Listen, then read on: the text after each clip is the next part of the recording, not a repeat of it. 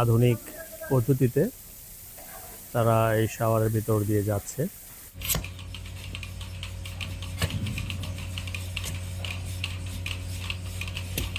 আপনি আমাদেরকে একটু ধারণা দেন যে এই উলবাড়ি গরুটির ওজন কেমন হতে পারে? আমরা যে এটার ওজন এখন আছে 650 একটু উপরে হবে। 650? হ্যাঁ, 4 দাঁত বয়স। এই এখানে যেগুলো আছে এগুলো একটু এটা থেকে এটা একটু বড়, এটা থেকে এটা একটু বড়, আর এটা থেকে এটা একটু বড়, আর সবচেয়ে বড় হচ্ছে ওইটা, ঠিক না? স্ট্রাকচারালি লম্বায় অনেক বেশি। তো এগুলি কিন্তু আমার 1000 কেজি না, এগুলো কিন্তু আমার এখন 850 কেজি আছে। এই দুইটা শুধু ওইটা বড়টা 1000 কেজি, বড়টা 1000 কেজি। তরুণ যুবকদের বলি, গরু এই সেক্টরে আসতে হলে আগে জানতে হবে, একটু পড়াশোনা করতে হবে। বাইরের অনেক জার্নাল টার্নাল অনেক কিছু আছে, একটু অনলাইন ঘাটলে অনেক কিছু শিখতে পারবে। প্লাস প্র্যাকটিক্যালি যদি একটু কাজ করে অনেক কিছু শিখতে পারবে। তখনই বুঝবে যে এই সেক্টরটাতে শুধু 3টা জিনিস লাগবে, আর কিচ্ছু না: ব্রিড, ফিড এবং কাউ কমফোর্ট।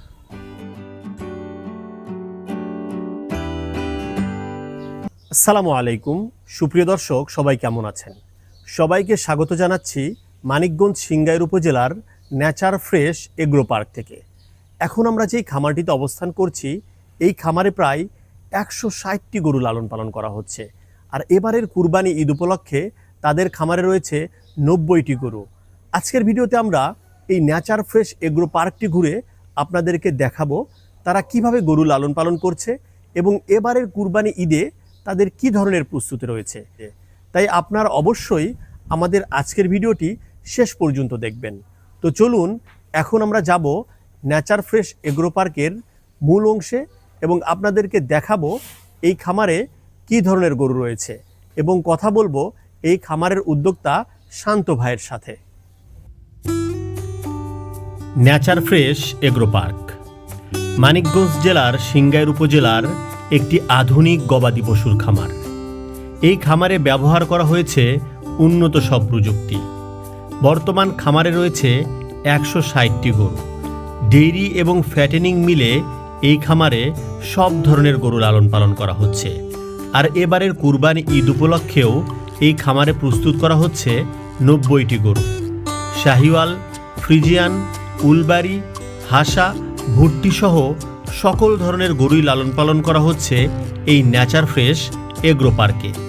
আর ডেইরি সেক্টর থেকে প্রাপ্ত দুধ থেকে তৈরি করা হয় ঘি। আর প্রস্তুতি চলছে দই এবং মিষ্টি তৈরি করার। নেচার ফ্রেশ এগ্রো পার্কে প্রায় 50 বিঘা জমিতে ঘাস চাষ করা হয় এবং সেই ঘাসগুলোই এই গরুগুলোকে খেতে দেওয়া হয় দিনে দুবেলা করে। এই যে এখন যেমন এই গরুগুলোর জন্য প্রস্তুত করা হচ্ছে ঘাস এবং দানাদার দিয়ে তৈরি এক বিশেষ ধরনের খাবার। প্রিয় দর্শক, আমরা এখন কথা বলছি এই নেচার ফ্রেশ এগ্রো পার্কের প্রতিষ্ঠাতা মোহাম্মদ শান্ত ভাইয়ের সাথে, যিনি তার অভিজ্ঞতায় আমাদের সাথে শেয়ার করছিলেন এবং দিয়েছিলেন তরুণদের জন্য বিশেষ পরামর্শ। তাই অবশ্যই আজকের ভিডিওটি শেষ পর্যন্ত দেখবেন। প্রিয় দর্শক, আমরা এখন নেচার ফ্রেশ এগ্রো পার্কের মূল অংশে প্রবেশ করছি এবং আমাদের সামনে আছেন শান্ত ভাই, যিনি এই খামারের একজন উদ্যোক্তা। আমরা একটু ভাইয়ের সাথে প্রথমে পরিচিত হইনি। ভাই, কেমন আছেন আপনি? আলহামদুলিল্লাহ, ভালো আছি। আচ্ছা, আমরা তো আজকে আপনাদের খামারে আবারও আসলাম। এর আগেও আপনাদের এই নেচার ফ্রেশ এগ্রো পার্কের উপর আমাদের একটা প্রতিবেদন ছিল। জি, যে প্রতিবেদনটাতে মূলত আপনারা কিভাবে খামার শুরু করেছিলেন বা আপনাদের যে পিছনের গল্প বা কিভাবে খামার ম্যানেজমেন্ট করছেন সেই বিষয় নিয়ে কথা বলেছি। জি, আজকের ভিডিওতে আমরা এবারের কুরবানি ঈদ উপলক্ষে আপনাদের কী ধরনের প্রস্তুতি রয়েছে সেই বিষয়টার দিকে একটু বেশি ফোকাস করব। পাশাপাশি আমরা কিছু তরুণ উদ্যোক্তাদের জন্য কিছু পরামর্শ বা আপনার অভিজ্ঞতাও কিন্তু অবশ্যই জানবো। ঠিক আছে, যেহেতু আপনাদের খামারে এসেছি, আপনার দীর্ঘদিনের অভিজ্ঞতা রয়েছে।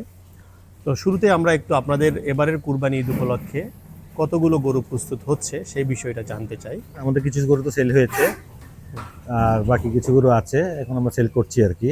সবাই আসছে। তো আপনি তো আগেও এসছেন, এবারও এসে দেখতেই পাচ্ছেন আমাদের খামার ফার্মিং স্টাইল কিন্তু একই, ঠিক না?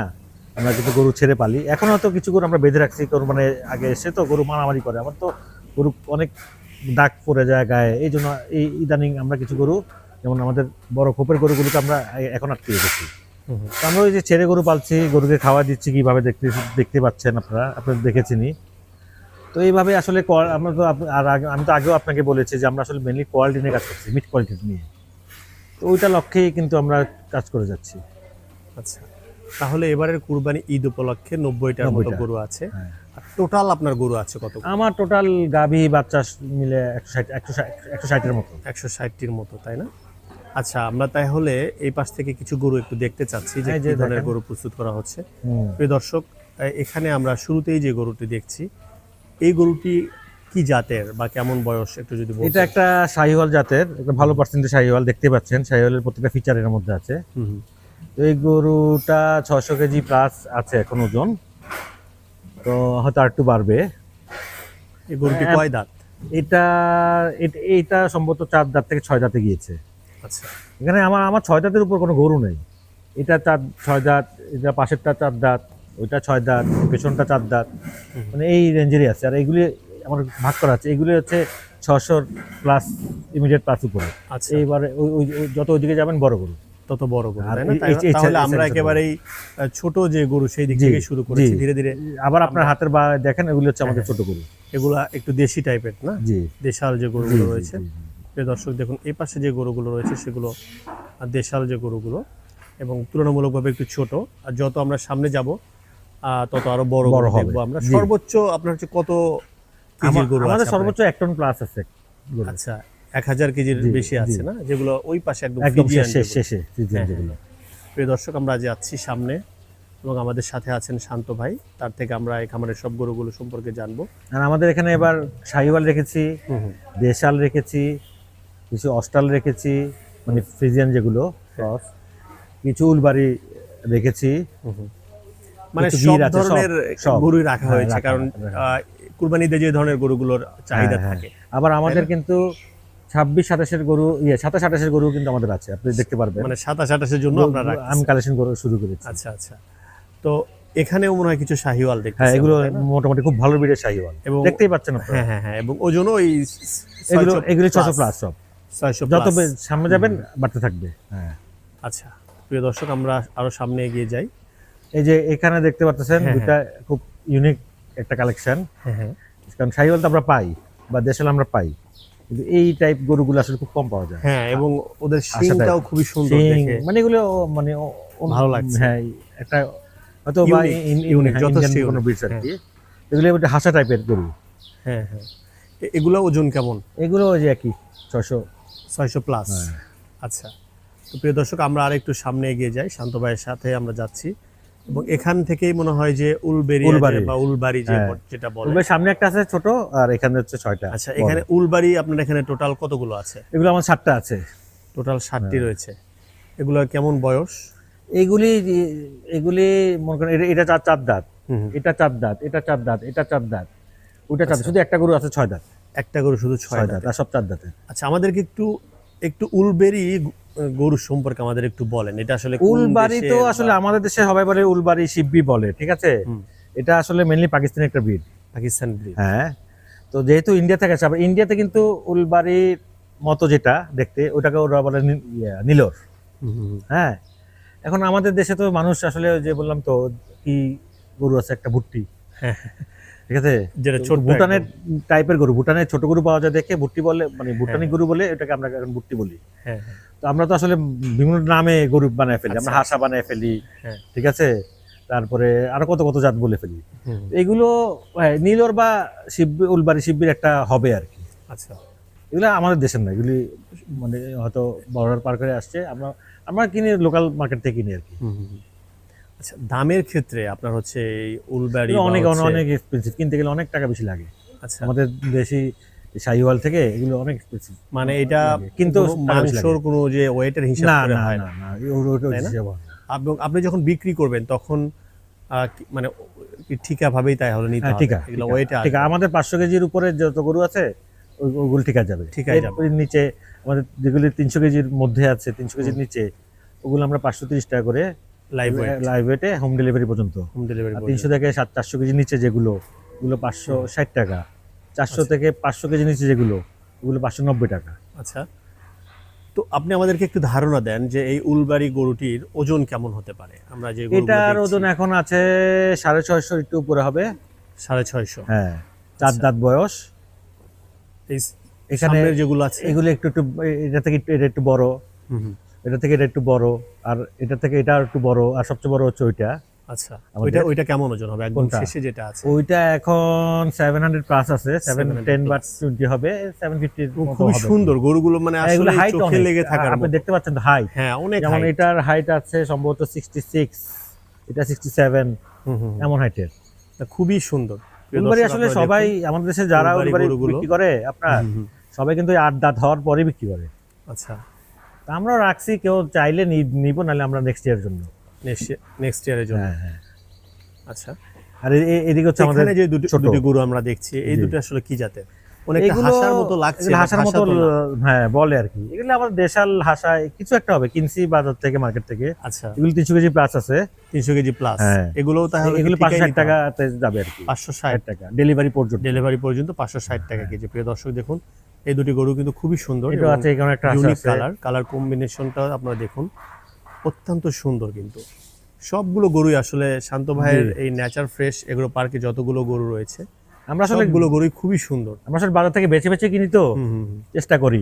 আর এই জায়গায় যেগুলো আছে এগুলি হচ্ছে আমার 500 থেকে 550 রেঞ্জের গরু, 500 থেকে 500 550, উপরে আর কি, আর 550 মধ্যে। 550 মধ্যে আছে ওজন। হ্যাঁ, আচ্ছা, এগুলো তো আপনার তাহলে ঠিকাই নিতে হবে। ঠিকাই নিতে হবে। ঠিকাই নিতে হবে প্রিয় দর্শক। এবং এ পাশে যে গরুগুলো আমরা দেখছি, সেগুলো মনে হয় অধিকাংশই শাহিওয়াল। হ্যাঁ, বা শাহিওয়াল আছে, আর দুটা গির আছে, দুইটা গির গির আছে, শাহিওয়াল মিক্স আছে। গির শাহিওয়াল মিক্সড। আর এদিকে আমাদের এই আরেকটু পাশে বড় বড়, এই গরুগুলো তো বেশ বড়, এগুলোর ওজন কেমন হতে পারে? এগুলি 700 প্লাস বা 700 plus। অ্যারাউন্ড 700 আর কি, 700 প্লাস মাইনাস। 700 প্লাস। তো আপনার খামারে তো সব ধরনের গরুই রয়েছে, তো হ্যাঁ রেখেছি। কি মনে হয় যে আসলে কোন ধরনের গরু মানে সবচাইতে আপনার ভালো লাগে? শাহিওয়াল নাকি হচ্ছে উলবাড়ি, নাকি আমার কোনটা ভালো লাগে? শুনেন, এক একটা জাতের গরুর ক্যারেক্টারিস্টিক্স এক এক রকম, ঠিক আছে। শাহিওয়ালের তার নিজস্ব একটা সৌন্দর্য আছে, অবশ্যই। হ্যাঁ শাহিওয়াল তো খুবই সুন্দর ঠিক একটা না, গরু। সৌন্দর্য আছে। আপনি যদি ভালো করে খাওয়াতে পারেন, ভালো ফিডিং দেন, ভালো হবে। হুম হুম, এখন ঘটনা হচ্ছে আমরা কি খাওয়াচ্ছি। শুনেন, একটা গরু খামারে একটা গরু, ভালো একটা গরু তৈরি করতে হলে 3টা জিনিস লাগে: আচ্ছা, একটা ব্রিড, একটা ফিড, আর একটা কমফোর্ট। ব্রিডটা যদি আপনি চয়েস করতে পারেন, ফিডটা যদি আপনি প্রপারলি ভালো ফিড খাওয়াতে পারেন, আর যদি গরুকে কমফোর্ট দিতে পারেন, ওই গরু থেকে আপনি ভালো আউটপুট পাবেন। হুম। ওই গরু থেকে কিন্তু আপনি ভালো আউটপুট পাবেন। ওর মাংসের কোয়ালিটি ভালো হবে, গরুটা ভালো থাকবে। এই যে আমরা যে ছেড়ে পালতেছি, গরুটা আরামে আছে, ও চাইলে চাইলে বালুতে থাকতে পারতেছে, চাইলে পাকায় থাকতে পারতেছে। মানে তাকে আমি কমফোর্ট দেওয়ার চেষ্টা করেছি, ঠিক না। ব্রিডটা আমরা মোটামুটি চেষ্টা করেছি ভালো ব্রিড আনতে। আর ফিডটা তো আপনি দেখলেনই, আমাদের নিজস্ব তৈরি খাওয়া প্লাস ঘাস। আমার 50 বিঘার উপর ঘাস জমি আছে, আচ্ছা। তো ঘাস খাওয়া হচ্ছে আনলিমিটেড। তো সুতরাং কোয়ালিটি মিট নিয়ে কাজ করতেছি আমরা, আগেই বলেছিলাম। হ্যাঁ, তাহলে খাবারের ক্ষেত্রে আপনি যেটা বললেন যে ব্রিডটা তো অবশ্যই গুরুত্বপূর্ণ, Breed, আর feed। খাবারের ক্ষেত্রে যেটা বললেন, তো খাবারের ক্ষেত্রে আপনার কাছে কি মনে হয় যে আসলে কি ধরনের খাবার বা কোন বিষয়গুলোর প্রতি আপনি নজর গরুকে, দেওয়া উচিত? আমরা ছোটকাল থেকে শুনছি গরু হচ্ছে তৃণভোজী প্রাণী, ঠিক না। হুম, ঠিক আছে, এখন আমরা কি করি, গরু ফ্যাটেনিং করার জন্য আমরা ফোর্স ফিডিং করি। আমি আরেকটা কথা বললাম, আমি কিন্তু গরু মোটা তাজা করতেছি না। মোটা তাজা করলে কিন্তু আমার খামারের স্টাইলে এমন হতো না। হুম, তখন কিন্তু আমি কি করতাম, গরুগুলো ছেড়ে বেঁধে পালতাম, এত বড় জায়গা দিতাম না, হুম, ঠিক না। আপনি তো সচরাচর সব খামারে দেখেন, হুম, একটা জায়গায় গরু বাঁধা থাকে, এখানে সে শয়, এখানে সে দাঁড়ায়, এখানে সে খাওয়া দাওয়া করে, ফ্রি স্পেস নাই। ওটা হচ্ছে ফ্যাটেনিং। আর আমরা যেটা করতেছি সেটা হচ্ছে গরু পালতেছি, প্রতিপালন করতেছি গরুটাকে। আচ্ছা, ও এই যে দেখেন, আমি দিয়ে রাখছি ওর এখানে, ঠিক আছে। ও ইচ্ছা হলে খাবে, নাহলে যে শুয়ে থাকবে। ওই যে দেখেন ওখানে উলবাড়ি দেখেন, হ্যাঁ। ও অর্ধেক খেয়ে খাওয়ার আবার পরে চলে গেছে, আচ্ছা, হ্যাঁ। চলে গেছে। তো এইগুলো যদি, এই কমফোর্টটা যদি দেন, ওইটা হচ্ছে যে কোয়ালিটি মিটের জন্য একটা ভালো ইয়ে। হুম, হুম। অনেক জায়গায় আমি দেখছি যে টেবিল চেয়ার, অনেক টেবিলের মতো অনেক করে উঁচু দেয়। করে দেয় বা এরকম, বাট গরুটার যে নিচে থেকে খাবে, যে আমরা জানি যে সায়েন্টিফিক্যালি গরুটা যেন নিচে থেকে খাবে। নিচে থেকে খায়, যেন যেভাবে ন্যাচারালি তারা ঘাস গরু খায়। আপনার এই যে মাঠে যখন গরু ছাড়ে, গরু ঘাসটা খায় কিভাবে বলেন? হ্যাঁ হ্যাঁ হ্যাঁ সে তো একেবারে এখান থেকে দাঁড়িয়ে নিচ থেকে খায়, হ্যাঁ, সে তো বসে কামড় দিয়ে খায় না, ঠিক না। অবশ্যই। তো গরুর তাহলে মানে কি, ওইটা হচ্ছে গরুর নর্মাল সিচুয়েশন। হ্যাঁ, সেটাই আমার এই বিষয়গুলো খুবই ভালো লেগেছে যে আপনাদের খামারের যেভাবে আপনারা লালন পালন করছেন, জি এবং প্রত্যেকটা জিনিসই খুবই পরিকল্পিত, জি। খুবই সুপরিকল্পিত। প্রিয় দর্শক দেখুন, আমরা আরেকটু সামনে এগিয়ে যাই। এই পাশে কি গরুগুলো রয়েছে আমাদের একটু বলুন। এগুলো শাহিওয়াল ব্রিডের গরু, হয়তো বা কোনো গরুর সাথে একটু ইয়ে থাকতে পারে। আচ্ছা, তারপর এটা আছে আমার এই যে ওজন ওজন কেমন হবে? এটা 750, মানে এখন 730-35 আছে, ঈদ পর্যন্ত হয়তো 750-এর কাছাকাছি যাবে। 750-এর কাছাকাছি যাবে। আচ্ছা, প্রিয় দর্শক, আমরা একেবারেই এই নেচার ফ্রেশ এগ্রো পার্কের সবচাইতে বড় যে গরুগুলো রয়েছে, এবং শান্ত ভাই আমাদেরকে বলছিলেন যে প্রায় 1 টন হবে, এবং এই গরুগুলো অবশ্যই ফ্রিজিয়ান জাতের। হ্যাঁ, ফ্রিজিয়ান জাতের গরু, ফ্রিজিয়ান ফ্রিজিয়ান জাতের গরুগুলো। এগুলো ফ্রিজিয়ান সাথে ক্রস আছে, আপনি দেখতে পাচ্ছেন। ফ্রিজিয়ান তো সচরাচর যেগুলো আমাদের এখানে অ্যাভেলেবল পাওয়া যায় সাদা কালোর মধ্যে পাওয়া যায়। হ্যাঁ, সাদা কালো অনেক বড় হয়, ডেইরি হ্যাঁ, ঠিক প্রজেক্টের না? যে হ্যাঁ, গরুগুলো হ্যাঁ, এরকম হয়। তো আমি কিন্তু ফ্রিজিয়ানগুলো একটু বেছে বেছে নিয়েছি। আপনি দেখতে পাচ্ছেন ব্ল্যাক, হ্যাঁ, একদম ব্ল্যাক ফ্রিজিয়ান। আপনি দেখেন এই ফ্রিজিয়ানটা, মাথাটা দেখেন, কিছু একটা ডিফারেন্স আছে নরমাল ফ্রিজিয়ান থেকে, ডিফারেন্স আছে, ঠিক না? স্ট্রাকচারালি লম্বায় অনেক বেশি। তো এগুলো কিন্তু আমার 1000 কেজি না, এগুলো কিন্তু আমার এখন 850 কেজি আছে, এই দুইটা। শুধু ওইটা বড়টা 1000 কেজি, বড়টা 1000 কেজি তো আছে। আপনার তাই না? ওই যে সাদা কালো ফ্রিজিয়ানটা খুব অ্যাভেলেবল পাওয়া যায়। ব্ল্যাক ফ্রিজিয়ান বড় পাওয়া খুব টাফ, খুবই টাফ। আমরাও খুব মানে টাফ সিচুয়েশনে। বড় কোনটা হয়? ব্ল্যাকটাই বেশি বড় হয় নাকি হচ্ছে ওইটা বড় হয়? ওইটা তো অ্যাভেলেবেল, হ্যাঁ, ওইটা বেশি ভাগই, কিন্তু মানে বড় যত গরু আছে আপনি বাংলাদেশে দেখলে বুঝবেন ওইটাই বেশি বেশি। হ্যাঁ, কিন্তু ব্ল্যাকের মধ্যে বড় গরু কিন্তু খুবই রেয়ার, খুবই রেয়ার, একদম ব্ল্যাক দেখেন আপনি, ঠিক আছে? এবং হাইটও আছে মাশাআল্লাহ, এটা 67, 68 এর মতো। তো সব মিলিয়ে আর কি। কারণ কি যে কোনো রোগ হলে কিন্তু আপনি যদি প্রাথমিক অবস্থায় চিকিৎসা করা ফেলতে পারেন, তাহলে কিন্তু আপনার আর ওইটা লং টার্ম হয় না। চ্যালেঞ্জ থাকবেই, খামার লাইভ স্টক আপনার মানুষের মতো, ঠিক না? আমরা মানুষের যেমন হঠাৎ সর্দি জ্বর হয় না আমাদের, গরু তো একই। তো এগুলো চ্যালেঞ্জিং, এগুলো জানতে হবে, শুধু মানুষের উপর নির্ভর করলে হবে না, নিজেরও জানতে হবে কিছু। তো আপনার সম্পদ আপনাকে দেখে রাখতে হবে, ঠিক না? অবশ্যই, মানে ব্যাপারটা এমনই। মানে এখানে আসলে তারা কি ধরনের সুবিধা পাবে বা কি ধরনের বিষয়গুলোর নিশ্চয়তা পাবে, একটু আপনি আপনাদের এই যে বিষয়গুলো একটু সংক্ষেপে বলুন। আসলে মেইনলি ঢাকার এই সেক্টরে, মানে ঢাকাতে খামারটা করেছি তো আমরা, আপনি জানেন 1.5 বছর হয়েছে, ঠিক না? অফিসিয়ালি এটাই আমাদের সেকেন্ড ঈদ হবে। আমাদের এখানে মানুষ হয়তো খুব বেশি চিনে না, যদি চিনে থাকে, মানুষ যদি ভালো কোয়ালিটির কিছু কিনতে চায়, কারণ আমি তো এখনো বলতেছি, ছেড়ে পালা ব্যাপার আর বেঁধে পালা ব্যাপারের মধ্যে অনেক পার্থক্য। আমি আপনাকে নর্মালি একটা কথা বলি, আমার এই গরুগুলো যদি আমি বেঁধে পালতাম, আমার প্রত্যেকটা গরু 1 বছরে 70 থেকে 80 কেজি বেশি বাড়তো। তো আসলে কিন্তু সবচেয়ে সমস্যা হচ্ছে আমাদের দেশের মানুষ মানে কোয়ালিটি থেকে বেশি কনসার্ন হচ্ছে টাকা, মানে ইয়ে নিয়ে। আমরা খারাপ জিনিস কম টাকা খেতে মানে পছন্দ করি, কিন্তু এটার ইফেক্টটা আমরা মানে বুঝতেছি না। তো কোয়ালিটি জিনিস নিতে হলে আমাদের কাছে আসতে হবে। আমরা এখনো পরিচিত হয়নি, হবো। তবে হ্যাঁ, আমি নেক্সট ডে থেকে চিন্তা করেছি, যেহেতু মানুষ তো ফোন করে অনেক, তো সবাই যেহেতু প্রাইস সেন্সিটিভ, নেক্সট টাইম আমরা পাশে আমাদের একটা জায়গা আছে, ওখানে আমরা একটা সেট করতেছি। আচ্ছা, 100টা গরু সেট করবো আমরা ওখানে, ওইখানে আমরা বেঁধে পারবো কিছু গরু। আচ্ছা, সেম গরু ওখানে থাকবে বাঁধা, এখানে থাকবে ছাড়া, ঠিক আছে? এটা থাকবে মানে কোয়ালিটির গ্যারান্টি ওয়ারেন্টি থাকবে, ওটা থাকবে না। আচ্ছা, বুঝতে পারছি, ঠিক আছে? মানে তারা যেটা প্রেফার করে। এখানকার যদি ভালো গরু যে নিবে, 700 কেজির গরুর দাম যত হবে, এখান থেকে ওইখানকার গরু 30-40 হাজার টাকা কম হবে, কারণ ওটা বেশি বাড়বে। আমার কম দিলে আপনাকে আমার লাভ বেশি।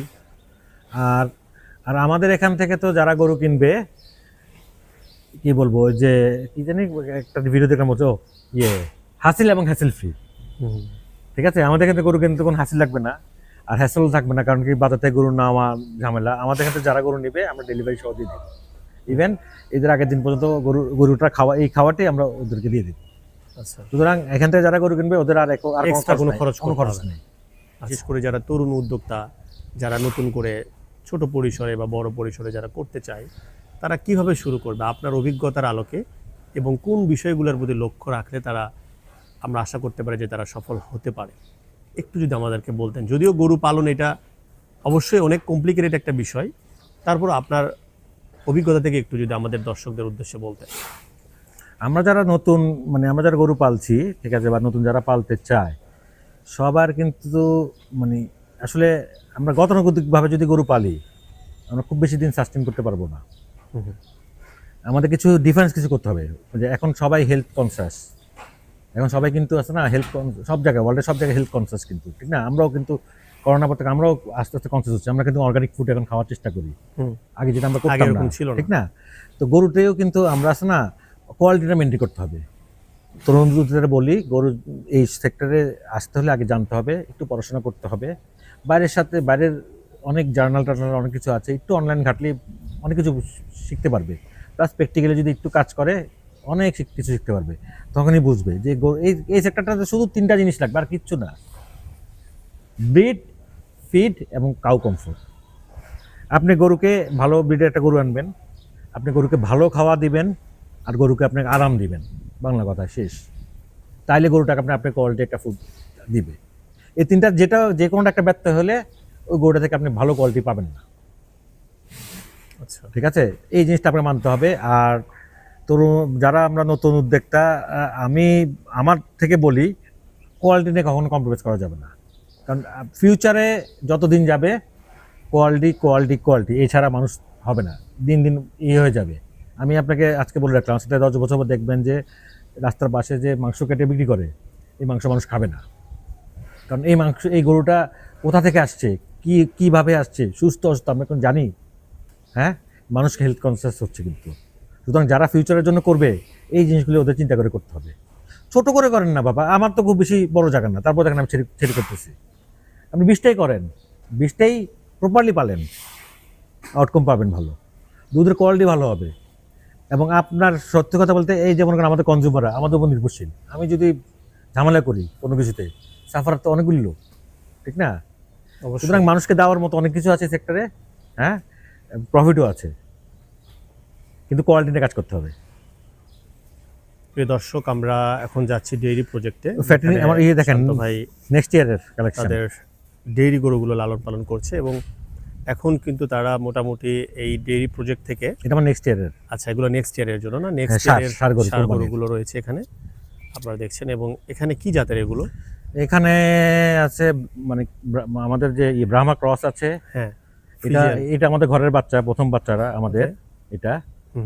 আর এগুলো দেখছেন ব্রাহ্মা ক্রস আছে, কিছু শাহিওয়াল ভালো ব্রিড আছে। উল্টো দিকে আমাদের কিছু ঘরের বাচ্চা ফ্ল্যাগবি আছে, তারপরে ব্রাহ্মা ক্রস আছে।